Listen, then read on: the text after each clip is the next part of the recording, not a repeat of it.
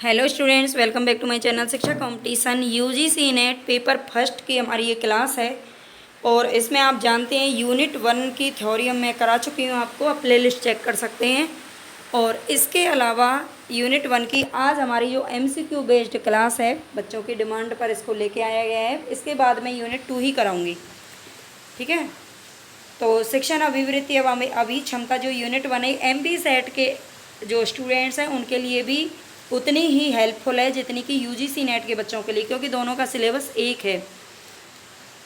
तो चलते हैं हम अपनी क्लास की तरफ। आप प्लीज़ अपना काम कर देना, ज़रूर सब्सक्राइब कर लेना। बच्चे देख रहे हैं, उनको फ़ायदा भी होगा, मेरी मेहनत भी रंग लाएगी, मुझे पता है। लेकिन आप लोग बिल्कुल भी सपोर्ट नहीं कर रहे हैं। लाइक सब्सक्राइब कुछ भी नहीं। इतने बच्चे देखते हैं लेकिन मतलब एक लाइक भी नहीं कर सकते, एक सब्सक्राइब नहीं कर सकते। तो प्लीज़ ऐसा ना करें, थोड़ा सा समझें किसी सामने वाले की बात को। तो आप कर देना। पढ़ने वाले बच्चे हैं, सभी समझदार हैं, ज़्यादा मैं कहना नहीं चाहती। तो चलते हैं हम अपने क्वेश्चंस की तरफ। निम्नलिखित में से कौन प्रभावी शिक्षण में प्रमुख व्यवहार है। हम थोड़ा सा फास्ट करेंगे क्योंकि हम पहले इसको पढ़ भी चुके हैं थोड़ा सा, ठीक है। तो प्रभावी शिक्षण में प्रमुख व्यवहार कौन सा है। संरचना, अनुदेशनात्मक विविधता, प्रश्न पूछना। देखो वैसे ये सारे जो यहाँ पर दे रखे हैं सबके सब प्रभावी शिक्षण के लिए ज़रूरी है, लेकिन हमें एक ऑप्शन इसमें से चूज करना है। तो हमारा ये वाला अनुदेशनात्मक जो विविधता है ये प्रभावी शिक्षण में सबसे प्रमुख व्यवहार है, ठीक है। तो ये हमारा यहाँ पर करेक्ट ऑप्शन हो जाएगा। संकलनात्मक परीक्षणों के आधार पर एक शिक्षक अपने विद्यार्थियों के निष्पादन व्यवहार को उसमें अभिव्यक्त सुस्थित जीवन शैली के संदर्भ में व्याख्यायित करता है। तो इसे क्या कहा जाएगा। संकलनात्मक परीक्षणों के आधार पर एक शिक्षक अपने विद्यार्थियों के निष्पादन व्यवहार को उसमें अभिव्यक्त सुस्थित जीवन शैली के संदर्भ व्याख्यायित करता है। तो इसे क्या कहते हैं। देखो सतत एवं व्यापक मूल्यांकन जो होता है ये तो होगा नहीं, क्योंकि ये निर्माणात्मक परीक्षण से संबंधित है, ठीक है। ये सतत का मतलब लगातार चलता ही रहता है, लेकिन संकलनात्मक परीक्षण का मतलब होता है जो हमारे आप जानते हैं जो बच्चे हैं पूरे साल पढ़ते हैं और पूरे साल के बाद उसका एक टेस्ट लिया जाता है, पेपर जो होते हैं, जो एग्ज़ाम लिया जाता है, ऐसे परीक्षा जिनको बोलते हैं, ठीक है। तो वो क्या कहलाता है, संकलनात्मक परीक्षण कहलाता है। तो मानक संदर्भित परीक्षण या फिर निकष संदर्भित परीक्षण, निर्माणात्मक परीक्षण। निर्माणात्मक परीक्षण तो ये है नहीं, ये है निकष संदर्भित परीक्षण। जो ऑप्शन थोड़ा सा ऐसा लगता है ना कि इसके बारे में तो हमें पता ही नहीं है, कहीं सुना ही नहीं है, वही ऑप्शन आजकल के पैटर्न की बात बता रही हूँ। आजकल पेपर ऐसे फ्रेम किए जाते हैं, वो एक्सपर्ट ऐसे ऑप्शन को रखते हैं कि जिनके बारे में बच्चों ने कभी सुना ही ना हो। तो इसीलिए आप थोड़ा सा इस चीज़ पर भी ध्यान दें। यहाँ पर ना क्या है कि आजकल के पेपर को निकालने के लिए ना थोड़ी स्मार्टनेस भी ज़रूरी है, सिर्फ पढ़ाई ज़रूरी नहीं है, स्मार्टनेस भी ज़रूरी है। तो ऐसे क्वेश्चन पर ज़रूर ध्यान दें, ऐसे ऑप्शन पर। निकष संदर्भित परीक्षण इसका करेक्ट ऑप्शन है। आई होप आप समझ रहे होंगे जो मैं बोल रही हूँ, है ना। थोड़ा सा फास्ट बोल रही हूँ आज। विद्यार्थी के उन अभिलक्षणों को चिन्हित करें जो शिक्षण अधिगम प्रणाली को प्रभावी बनाने में सहायक हैं। तो बताइए विद्यार्थी का पूर्व अनुभव, बिल्कुल विद्यार्थी का जो पूर्व अनुभव है वो उसकी अधिगम प्रणाली को क्या बनाएगा, प्रभावी बनाएगा। तो विद्यार्थी की पारिवारिक वंश परंपरा से कोई मतलब नहीं है, पढ़ाई से और उसकी वंश परंपरा से कोई लेना देना नहीं होता, वो किस परिवार से बिलोंग करता है। विद्यार्थी की अभिक्षमता काम आती है, विद्यार्थी के विकास की अवस्था, बिल्कुल ये भी काम आती है। लेकिन विद्यार्थी की खाने पीने की आदतें, शौक, उसका धर्म, इन सब से कोई लेना देना नहीं है। वो किस परिवार से बिलोंग करता है, वो किस धर्म से बिलोंग करता है, उसकी खाने की आदतें। अगर कोई बच्चा मान लीजिए चटपटी चीज़ें ज़्यादा पसंद करता है और एक बच्चा है जो मीठा ज़्यादा पसंद करता है, तो इनसे उनके पढ़ाई लिखाई पर कोई असर नहीं पड़ेगा, ठीक है। हो सकता है दोनों पढ़ाई लिखाई में बिल्कुल सेम हो, तो इन चीज़ों से कोई फ़र्क नहीं पड़ता। निम्नलिखित में से कौन से कारक शिक्षण को प्रभावित करते हैं। तो शिक्षण की आंतरिक नियंत्रण की संस्थिति, अधिगमकर्ता की अभिप्रेरणा, शिक्षक का जीवन वृत्त आधारित प्रदत्त, शिक्षक का आत्म सामर्थ्य, शिक्षक की प्रबंधन और अनुसरण क्षमता। तो बताइए, हो सकता है आज आपको थोड़ी सी आवाज़ में प्रॉब्लम लगे, वैसे तो शायद नहीं लगेगी, मैं इसका भी सॉल्यूशन कर दूंगी। लेकिन आज बारिश हमारे यहाँ पर इतनी तेज़ हो रही है, 48 घंटे से भी ज़्यादा हो गए हैं, मतलब बारिश रुक ही नहीं रही है। है ना, मथुरा ज़िले में। तो आप बताना आप कहाँ से हो और आपके यहाँ पर भी बारिश कब से हो रही है ना, हो भी रही है नहीं भी हो रही है। हमारे यहाँ 48 घंटे से लगातार बारिश हो रही है। मुश्किल से आज सुबह एक आध घंटे के लिए बंद थी और अब तो इतनी तेज़ बारिश हो रही है धुआंधार। इसीलिए थोड़ा सा आवाज़ में मुझे लग रहा है जैसे आपको हो सकता है कुछ प्रॉब्लम हो, तो प्लीज़ थोड़ा सा एडजस्ट कर लेना, ठीक है। शिक्षण की आंतरिक नियंत्रण की संस्थिति, ये क्या शिक्षण को प्रभावित करता है? बिल्कुल करता है। ये शिक्षक है, शिक्षण नहीं है, ठीक है। शिक्षक की आंतरिक नियंत्रण की संस्थिति शिक्षण को प्रभावित करती है। अधिगमकर्ता की अभिप्रेरणा, अधिगमकर्ता की अभिप्रेरणा भी करती है। शिक्षक का जीवन वृत्त आधारित प्रदत्त, उसका जीवन के प्रति नज़रिया कैसा है इससे कोई मतलब नहीं है। शिक्षक का आत्म सामर्थ्य शिक्षण को प्रभावित करता है और शिक्षक की प्रबंधन और अनुसरण क्षमता भी क्या करती है? शिक्षण को प्रभावित करती है। तो इसमें आप एक बार अच्छे से और पढ़ लेना ऑप्शंस को। A, B, D, E हमारे जो हैं करेक्ट ऑप्शन हैं। शिक्षण की पद्धतियों के किस समन्वय से अधिगम के इष्टतम होने की संभावना है? तो शिक्षण की पद्धतियों के किस समन्वय से अधिगम के इष्टतम, मतलब अच्छे से अच्छा अधिगम हो पाएगा, किसके समन्वय से? व्याख्यान, परिचर्चा और संगोष्ठी पद्धति, व्याख्यान, प्रदर्शन और पावर पॉइंट आधारित प्रस्तुतिकरण, अंतरक्रियात्मक। जो हमारा बेस्ट ऑप्शन होगा ना हम उसको चुनते हैं, ठीक है। पेपर में यही होता है कि जो बेस्ट होगा, चारों ऑप्शन काम के होते हैं, सब यूज़फुल होते हैं, सारे के सारे सही होते हैं, लेकिन हमें बेस्ट को यहाँ पर चुनना पड़ता है। तो व्याख्यान, प्रदर्शन और पावर पॉइंट आधारित प्रस्तुतिकरण, अंतरक्रियात्मक परिचर्चा, नियोजित व्याख्यान और पावर पॉइंट आधारित प्रस्तुतिकरण, या फिर अंतरक्रियात्मक व्याख्यान सत्र जिसमें युग्मीय चर्चा आधारित सत्र, विचारावेश प्रक्रिया और परियोजनाएं अनुवर्ती रूप में हो। देखो चीज़ें एक ही दे रखी हैं, है ना, चारों में, बस थोड़ा सा उनको बढ़ा चढ़ा करके दे दिया। और जिसमें ज़्यादा बढ़ा चढ़ा के दिया हुआ है ना, कहते हैं ना आज का जो ज़माना है ना वो दिखावे का ज़माना है, और उसमें जितना ज़्यादा चीज़ों को आप बढ़ा चढ़ा कर करते हैं ना, उतना ही लोगों की नज़रों में ज़्यादा इफेक्ट पड़ता है ना। ये सब पता नहीं मुझसे नहीं हो पाता। तो चलते हैं। आजकल जो चीज़ें मतलब मैं बता रही हूँ आपको ऑप्शन के आधार पर, वैसा कुछ भी नहीं है। आप अच्छे से अगर ईमानदारी से सारे काम करते हैं ना तो सब अच्छा ही होता है, मैं तो यही मानती हूँ। शिक्षण की गुणवत्ता प्रदर्शित होती है। तो शिक्षण की गुणवत्ता देखो ये बात प्लीज़ आप मतलब दिल पे ना लगा लेना दिखावे का, कहीं दिखावे के चक्कर में आप अपने आप को भूल जाओ, ऐसा नहीं होना चाहिए। जो इंसान जैसा है, अगर वो अच्छा है, उसके सारे कर्म अच्छे हैं ना, तो वो हर तरीके से फिर अच्छा ही करता है। तो ऐसा कुछ मत सोचिए। शिक्षण की गुणवत्ता प्रदर्शित होती है कक्षा में विद्यार्थियों की उपस्थिति से, विद्यार्थियों के उत्तीर्ण प्रतिशत से, या विद्यार्थियों के द्वारा पूछे गए प्रश्नों की गुणवत्ता से, कक्षा में शांति बनाए रखने की अवधि से, है ना, कितने लंबे समय से बच्चों ने शांति बना रखी है, उस अवधि से गुणवत्ता प्रदर्शित होती है। तो बिल्कुल इसमें जो करेक्ट ऑप्शन है वो है विद्यार्थियों के द्वारा पूछे गए प्रश्नों की गुणवत्ता से शिक्षण की गुणवत्ता क्या है? प्रदर्शित होती है। तो चलते हैं आगे। निम्नलिखित में से कौन सी अनुदेशन सामग्री नहीं है? ओवरहेड प्रोजेक्टर, ऑडियो कैसेट, छपी सामग्री, ट्रांसपेरेंसी। तो इनमें से अनुदेशन सामग्री नहीं है, छपी सामग्री, बाकी सारी की सारी अनुदेशन सामग्री हैं। प्रभावी अध्यापक वह है जो कक्षा पर नियंत्रण रख सकता है, जो कम समय में अधिक सूचना दे सकता है।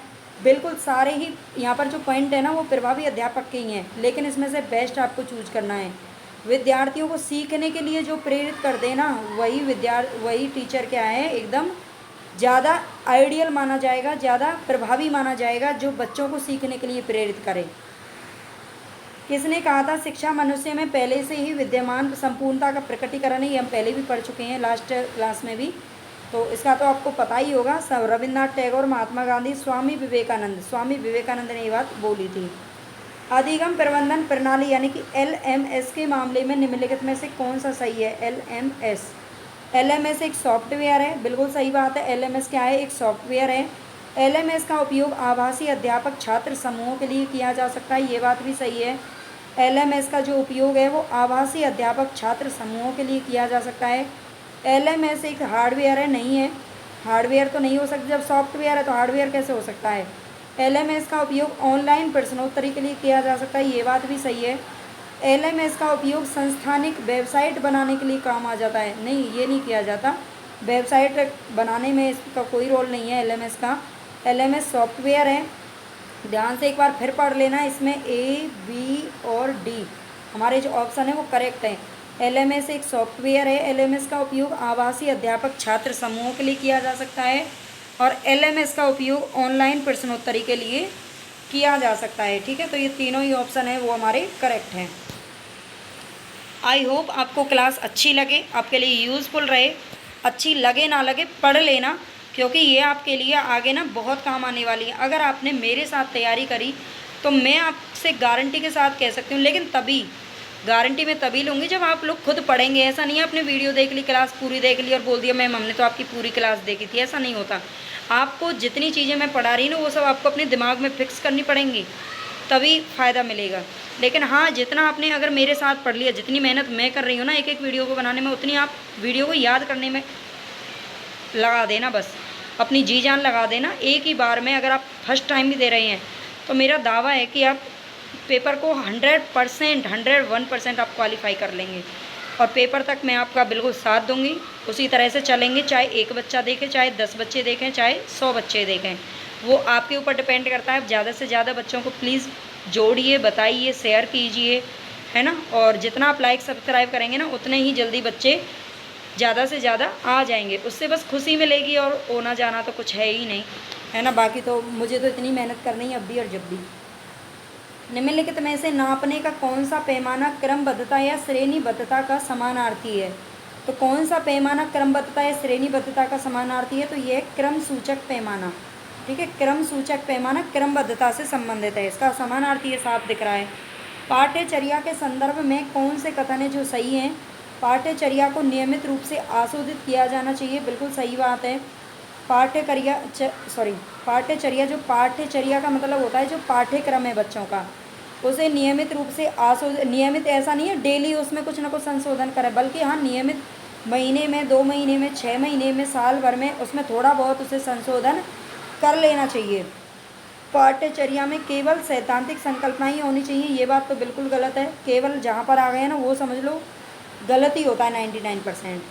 पाठ्यचर्या को देश की संवैधानिक अनिवार्यताओं से निगमित किया जाना चाहिए, बिल्कुल किया जाना चाहिए। पाठ्यचर्या शिक्षक केंद्रित होनी चाहिए, नहीं होनी चाहिए, विद्यार्थी केंद्रित होनी चाहिए।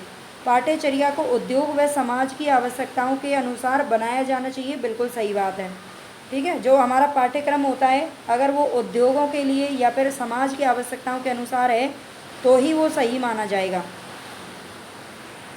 कौन सी एक शिक्षक केंद्रित विधि है? समस्या समाधान विधि, परिचर्चा विधि, परिप्रेक्षा अधिगम या फिर निदर्शन विधि? इनमें से कौन सी विधि है जो कि शिक्षक केंद्रित है, जो विद्यार्थी केंद्रित नहीं है? तो हमने विधियों को पढ़ा था, लेकिन इनमें ना जो क्वेश्चन पूछे जाते हैं तो ऐसे होते हैं कि हमारी थ्योरी में वो कंसेप्ट में आ ही नहीं पाते।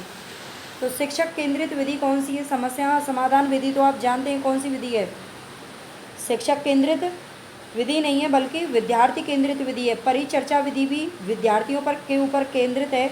परिप्रेक्षा अधिगम भी नहीं है बल्कि निदर्शन जो विधि है, निदर्शन जो विधि है ये कौन सी है? शिक्षक केंद्रित है। बाकी की ये तीनों क्या हैं?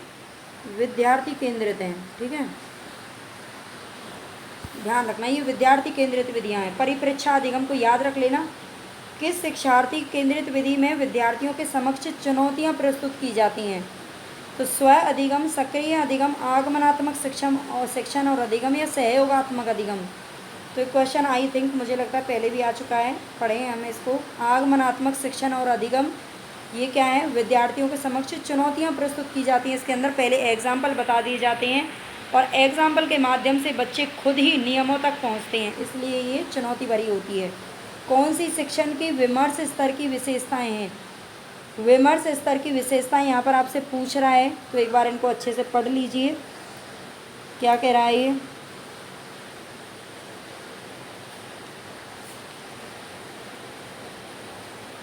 तो बताइए कौन सी शिक्षण की विमर्श स्तर की विशेषताएं? विद्यार्थी तथ्यों और सूचना को समझने के द्वारा सीखते हैं, विषय को रटने के द्वारा सीखने के अतिरिक्त शिक्षण कुछ भी नहीं है।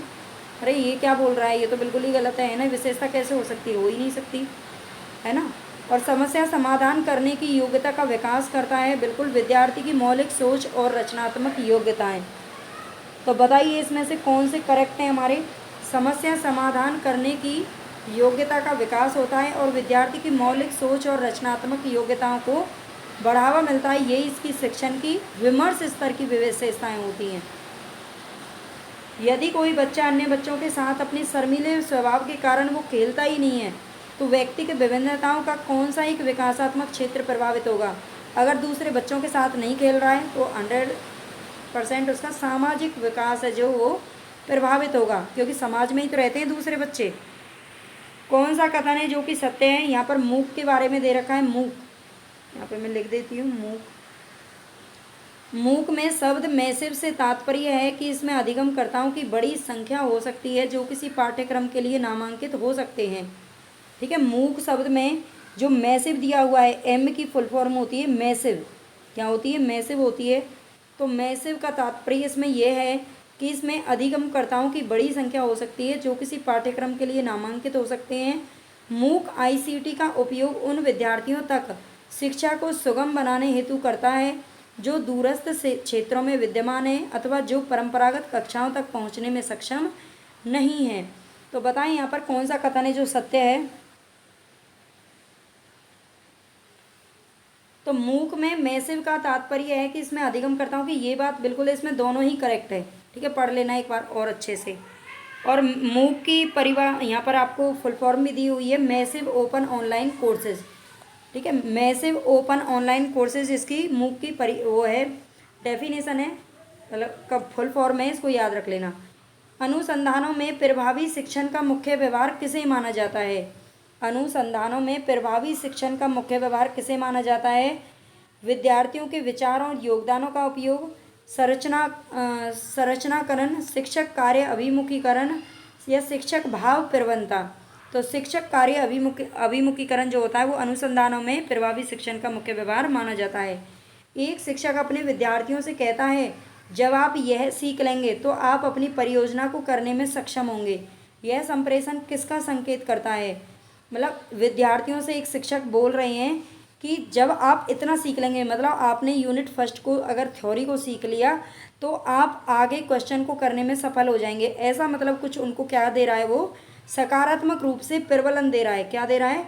सकारात्मक रूप से प्रबलन दे रहा है। बिल्कुल, मुझे लगता है मैं भी एकदम सही बोलती हूँ। ठीक है, आप मेरी बातों पर गौर किया करो, समझा करो।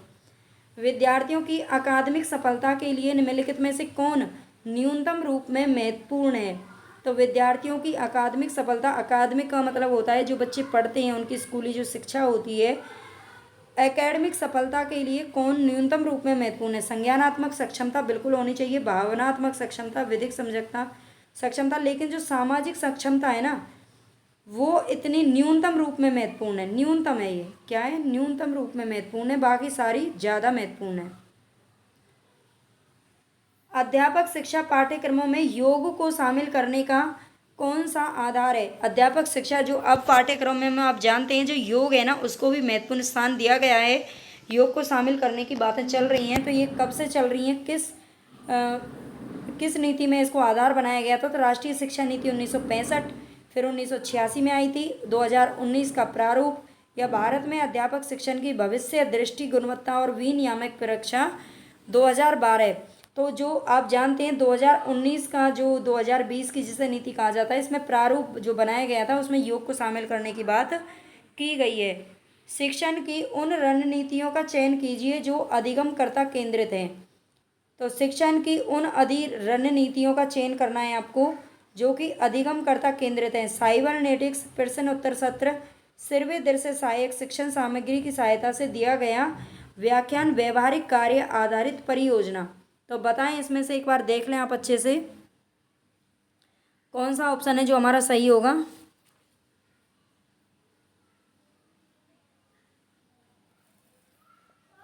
साइबरनेटिक्स, शिक्षण की उन रणनीतियों का चयन करना है जो कि अधिगमकर्ता केंद्रित हैं। साइबरनेटिक्स और व्यवहारिक कार्य आधारित जो परियोजनाएं, तो इसमें दोनों ही क्या है? रणनीति वो हैं जो अधिगमकर्ता केंद्रित हैं। ठीक है, व्यवहारिक कार्य आधारित परियोजना और साइबरनेटिक्स ये अधिगमकर्ता केंद्रित हैं। विद्यार्थियों के बेहतर निष्पादन हेतु निम्नांकित में से कौन सा एक निरोधक है? निरोधक तो आप समझते हैं, निरोधक का मतलब उसके विरुद्ध काम करता है। जो उसे अपना बेहतर काम नहीं करने देता। तो राजनीतिक उन्मुखता, अकादमिक रणनीतियाँ, अवबोध स्तर या एकेडमिक विमर्श। तो राजनीतिक उन्मुखता है ये क्या है, विद्यार्थियों के बेहतर निष्पादन में क्या है, एक निरोधक है, एक उसमें बाधा बनता है। बच्चों को राजनीति से तो दूर ही रखना चाहिए और आजकल की राजनीति से तो वैसे ही दूर रखना चाहिए। किस मूल्यांकन प्रणाली में शिक्षण के दौरान अनौपचारिक रूप से मूल्यांकन होता है? तो किस मूल्यांकन प्रणाली में शिक्षण के दौरान अनौपचारिक रूप से मूल्यांकन होता है? अनौपचारिक जो चलता रहता है बच्चे की क्लास के दौरान, उसके पढ़ाई को उसको ऑब्जर्व किया जाता है, तो ये होता है निर्माणात्मक मूल्यांकन। कौन सा होता है? निर्माणात्मक मूल्यांकन। ये सतत मूल्यांकन भी कहा जाता है, सतत मूल्यांकन, यानी कि ये लगातार चलने वाला क्या है, मूल्यांकन है। नैदानिक मूल्यांकन से सुनिश्चित होता है, क्या सुनिश्चित होता है? नैदानिक मूल्यांकन से अनुदेशन के प्रारंभ में विद्यार्थियों का निष्पादन या अनुदेशन के दौरान अधिगम में विद्यमान समस्याओं के कारणों और उनका समाधान, अनुदेशनों के उपरांत उपलब्धि की भाषा या अनुदेशन के पश्चात अधिगम की प्रगति और सफलता।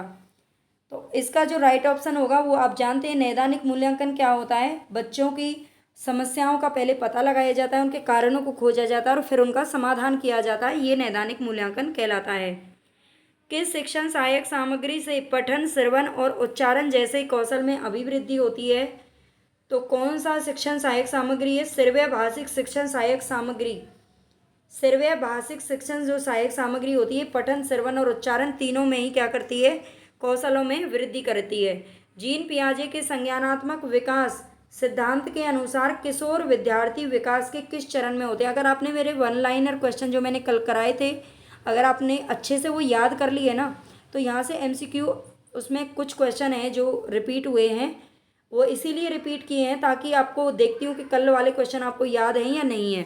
ठीक है, पता चल जाएगा कि आपको क्वेश्चन वो याद हुए कि नहीं हुए। के साथ ही साथ आप जितना याद करते चलेंगे ना, तो उतना ही आपके ऊपर से बर्डन कम होता चलेगा और आप ये सोचेंगे कि अब जब पेपर होगा तब याद करेंगे, अभी बस लिखते जाएं लिखते जाएं लिखते जाएं।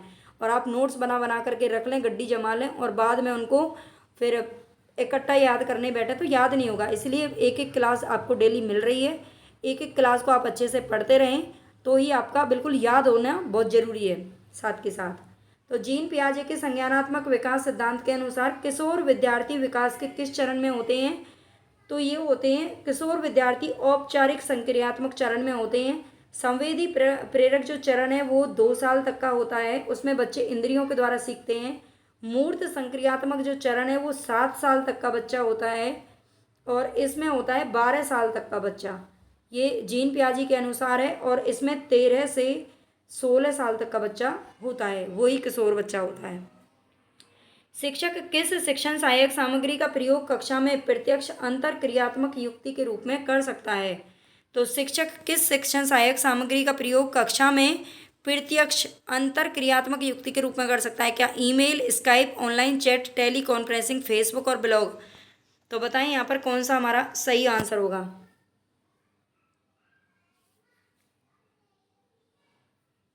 तो देखो, ईमेल का प्रयोग तो क्लास में नहीं होता, ईमेल से तो कोई मतलब नहीं होता, बल्कि और किसका प्रयोग कर सकता है? स्काइप का कर सकता है, ऑनलाइन चैट का कर सकता है, टेली कॉन्फ्रेंसिंग का करता है, फेसबुक का प्रयोग नहीं कर सकता है ना, और ब्लॉग का प्रयोग भी नहीं कर सकता। तो स्काइप, ऑनलाइन चैट और टेली कॉन्फ्रेंसिंग जो हैं ये किसके लिए काम आते हैं? बच्चों से अंतर क्रियात्मक युक्ति के रूप में कर सकता है कक्षा में, ठीक है, प्रत्यक्ष रूप से। शिक्षण में शिक्षण के माध्यम से सक्षमता और उत्कृष्टता को बढ़ावा देने के लिए मास्लो के पदानुक्रम की किन आवश्यकताओं को संतुष्ट किया जाना चाहिए? प्रेम और अपनत्व की आवश्यकता को, आत्मसम्मान की आवश्यकता को, या सुरक्षा की आवश्यकताएं, या आत्मसिद्धि की आवश्यकताएं? मास्लो का पदानुक्रम का जो सिद्धांत है, ध्यान रख लेना, मास्लो ने पदानुक्रम का सिद्धांत दिया था जिसमें उन्होंने कुछ चीज़ें बताई थी, 8 उन्होंने शायद वो रखे थे आवश्यकताएं जिनको संतुष्ट किया जाना जरूरी है। तो ये सक्षमता और उत्कृष्टता को शिक्षण के माध्यम से क्या जरूरी है? आत्मसिद्धि की आवश्यकता को संतुष्ट किया जाना बहुत ही जरूरी है। प्रत्यक्ष अधिगम को प्रोत्साहित देने के लिए प्रत्यक्ष अधिगम को प्रोत्साहन देने के लिए कौन सी विधियां सर्वाधिक उपयुक्त होंगी? टीम शिक्षण विधि, परियोजना विधि, उदाहरण सहित व्याख्यान या परिचर्चा सत्र। तो प्रत्यक्ष अधिगम को प्रोत्साहन देने के लिए सबसे जो सर्वाधिक उपयुक्त है वो है परियोजना विधि। ठीक है, प्रोजेक्ट मेथड। बच्चों को करके सीखने का अवसर मिलता है इसमें। निम्नलिखित में से क्या प्रक्षेपित साधन में नहीं आता है? ओवरहेड प्रोजेक्टर, ब्लैक बोर्ड, छायाक्षेपित जिसको एपिडाइस्कोप कहते हैं, स्लाइड प्रोजेक्टर। तो इसमें जो ब्लैक बोर्ड है वो प्रक्षेपित नहीं है बल्कि अप्रक्षेपित है। क्या है ये? अप्रक्षेपित, जो इलेक्ट्रिक वगैरह से नहीं चलता, ऐसे ही चलता है। ठीक है, तो अप्रक्षेपित है। बाकी प्रक्षेपित का मतलब होता है जिसमें चीज़ों को ना मतलब क्या किया जाता है, जैसे जैसे आप देखे होंगे ना, कभी टीवी वगैरह चलता है, कुछ चलता है तो उसमें साइड में एक स्क्रीन वगैरह या फिर एक पर्दा वगैरह लगा दीजिए और पर्दे पर सारी चीज़ें दिखती हैं, वो होता है प्रक्षेपित करना। तो बाकी इसमें क्या है? प्रक्षेपित साधन है। तो आज हमारे यहाँ पर 31 क्वेश्चन है। आई होप आपके लिए ये काफ़ी यूज़फुल रहे, ऐसी मैं उम्मीद करती हूँ। और प्लीज़ आप अपनी तरफ से अपना काम कर देना। मैंने अपना काम कर दिया है, मैं भी मेहनत कर रही हूँ, आपको मेहनत करनी है, लेकिन प्लीज़ उसके बीच आप सब्सक्राइब और लाइक करना ना भूल जाना। ठीक है, ज़रूर कर देना जिन्होंने नहीं किया है। Thank you.